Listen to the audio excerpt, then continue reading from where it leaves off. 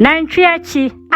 enkranfo friend Wele, asantefo friend Kawuro, Nigeria for friend Komo,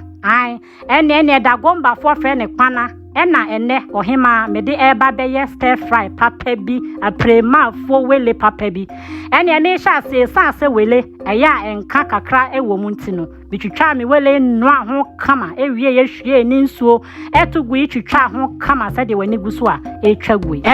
mitwitwa me vegetables papa bi ene ohun bell pepper ni jene ne ho nkro no ba kono akono ani kanika ena kyese me fa me margarine pa fa me jene ni anwanye sɛ me keka bom pa twi me makohwam ene mage ne ho nkro no ba na sɛ garlic powder ginger powder keka ne mabo me de nchine gum ene me de chili flakes egum no be ma me Wele aye hwama ya kono pa ne he me de me kivo curry powder hwehwam oba de natural spice ayake kabo mpa ena me hwie me almighty Wele pa gum ade de be akono